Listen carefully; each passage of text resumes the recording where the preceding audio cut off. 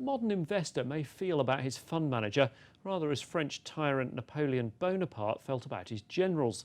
Plenty of them are clever, but just give me a lucky one. The distinction between skill and luck's of rather more consequence when grape shots whizzing overhead than when trying to beat the index. But the problem of distinguishing the two's at the heart of money management. The standard approach to picking a manager was on view this week when it emerged that billionaire George Soros had pulled $500 million from a bond strategy run by Bill Gross just a year after investing. Now, Mr. Gross is undoubtedly skilled, and he's had more than his fair share of good luck over the 44 years since he founded PIMCO. But his performance in the year since he quit and joined Janus has been miserable. Now, this chart shows how he outperformed the index over the past 3 decades, beating hands down what was anyway a great place to have invested, the US bond market. He also did particularly well in the financial crisis, which really helped his reputation. But since then, it's been rough for Mr. Gross. His new fund down here, and the old fund, now run by former colleagues at PIMCO, is the blue line, the index again in green there. So hasn't Mr. Gross lost his skills?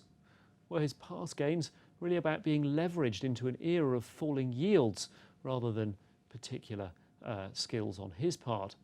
Falling yields, of course, being something that's rather less likely to work out as a trade nowadays as the Fed stumbles towards a rate rise.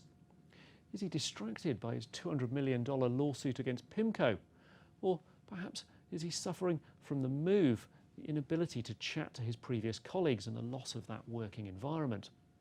Now, all these are questions his investors might consider, but equally likely is that he was just unlucky with the odds. Now, luck's far more important to investing in the short run than skill, just as it is in poker. In the very long run, the ability to play the odds gives the smarter poker player an edge. But even the best player can have a very long run of bad luck, just as a good long-run investment strategy can be out of favour for years at a time, and indeed can drive a fund manager completely out of business before it comes back into fashion. It isn't enough to be smart either. Both poker players and investors have to be smarter than the rest, and after all, there are some pretty shrewd people out there running money.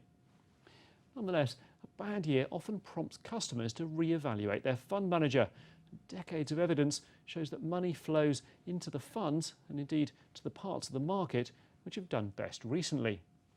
This is an expensive mistake on the part of investors.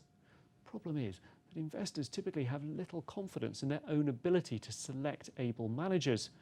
That means that they can quickly flip from treating them as the platonic ideal of the steward of their money to treating them instead as total duffers.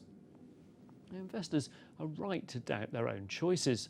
Evaluating a manager's skill and assessing in what sort of market environment their investment process will work is exceptionally hard to do. In aggregate, after all, active managers fail to justify their fees most years.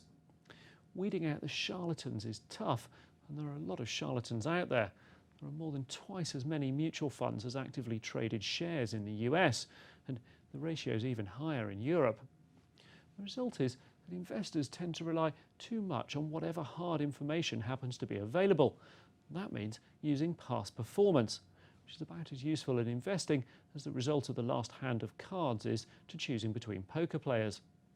Having bought on the basis of what everyone knows are dodgy data, investors are then quick to sell when it looks like they might have made a mistake.